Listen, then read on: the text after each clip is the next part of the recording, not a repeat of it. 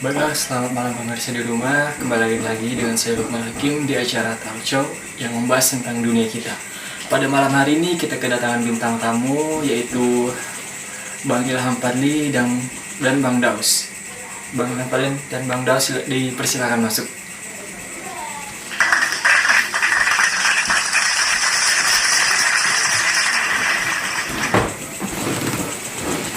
Apa kabar?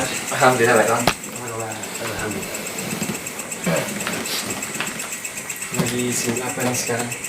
Sibuk ya dengan tugas-tugas yang diberikan dosen, dan mungkin sekarang sibuk di organisasi juga gitu, dan bantu orang tua gitu kampung kan.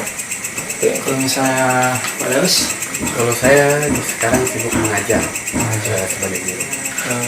guru apa tuh? Madrasah ibtidaiyah.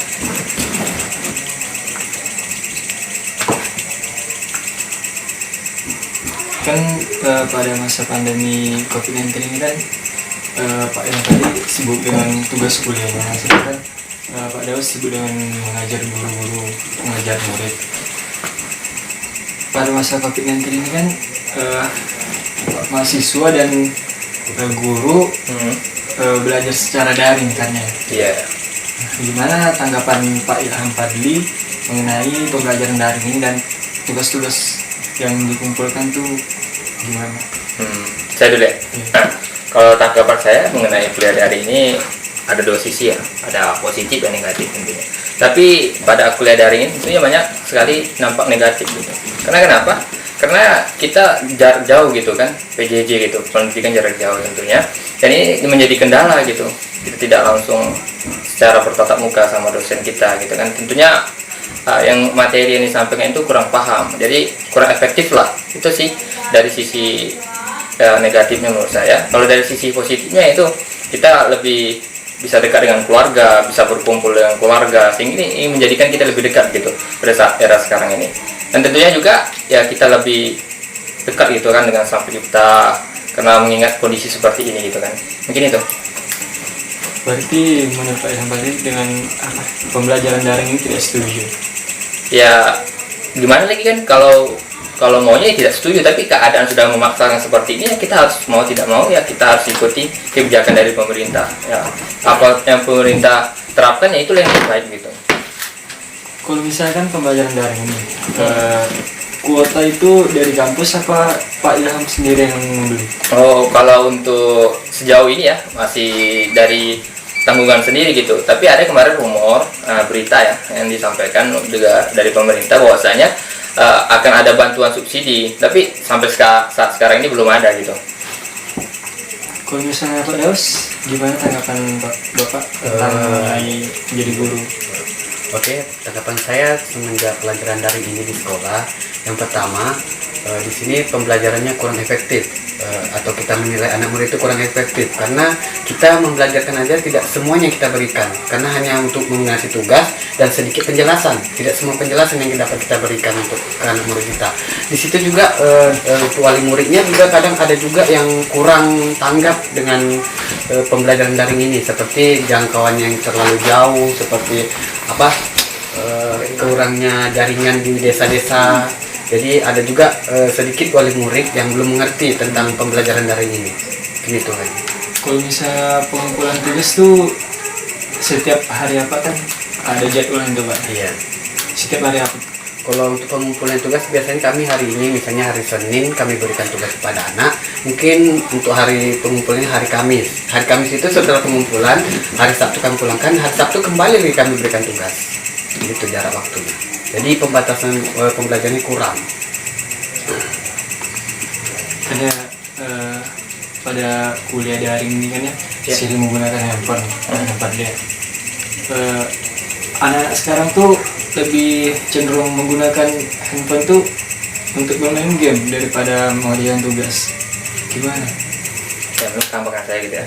Ya menurut tanggapan saya mengenai hal ini ya tentunya tidak bisa juga kita salahkan secara universal begitu mengenai hal ini. Tentunya ketika kita belajar tentunya itu ada kebosanan-kebosanan yang kita dapatkan, apalagi pada saat era pandemi pada saat sekarang ini tentunya. Tapi ini menjadi satu solusi juga untuk kedepannya ya. Mungkin kenapa banyak anak-anak sekarang yang lebih memilih game daripada pembelajarannya, mungkin karena itu kebosanan, kejenuhan.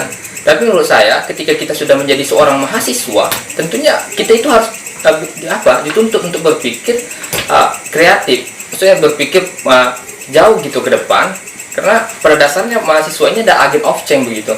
Jadi menurut saya kenapa lebih banyak mengapa ini, karena mungkin bosan begitu, sehingga banyaknya dari teman-teman di luar sana mungkin lebih banyak larikan ke game gitu, seperti itu menurut saya.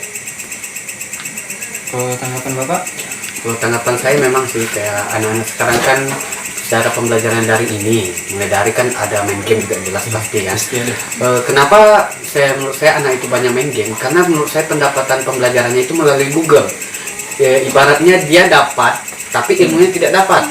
Dia dapat jawaban tapi dia tidak dapat ilmunya karena dia dapatnya di Google. Jadi tinggal nyatet, dia belum tentu itu dicatatnya tapi memahaminya tidak. Jadi setelah dia dapat cepat, maka itu waktunya banyak lagi terkuras. Tapi harapan kita anak itu mencari tidak semestinya di Google, karena di pembelajaran kan kita memberikan buku paket. Disitulah dia belajarnya. Tapi kebanyakan orang tua mencarinya di Google bukan di buku paket. Jadi pembelajarannya dia sudah banyak lewat. Jadi waktu kosong dia mainkan game, bermain dengan teman. Padahal kita kan sudah tahu dilarang COVID ini untuk berkumpul-kumpul. Tapi dia tetap saja karena waktunya luang banyak karena COVID ini. Baiklah, jangan kemana-mana pemirsa di rumah. Di segmen 2 ini saya akan mengundang salah satu bintang tamu. Kita lihat aja nanti ya di segmen 2. Terima kasih. Baiklah, kembali lagi dengan saya Lukman Hakim di acara Talk Show. Seperti yang saya bilang tadi, pada malam hari ini kita kedatangan satu bintang tamu lagi, yaitu Mustafa. Silakan masuk. Silakan duduk. Kita duduk.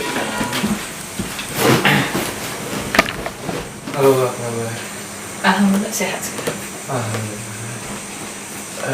Lagi sibuk apa nih sekarang? Alhamdulillah sekarang sibuknya apalagi di waktu senggang ini kan lebih banyak mengekspresikan diri di aplikasi TikTok sih. Ya gitu. Di aplikasi TikTok ya. Sudah berapa lama Pak Mustafa menggunakan aplikasi TikTok ini?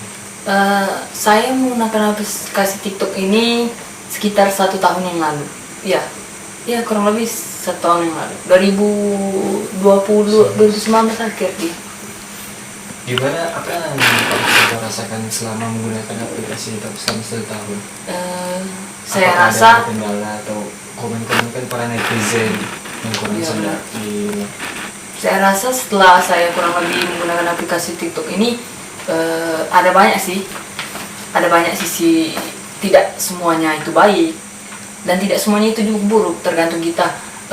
Menurut saya pribadi, aplikasi TikTok ini yang paling membuat saya senang itu ya dapat mengekspresikan diri saya, apalagi kan saya sudah cukup banyak pengikut saya, viewers saya. Jadi alhamdulillah dari situ saya juga dapat penghasilan.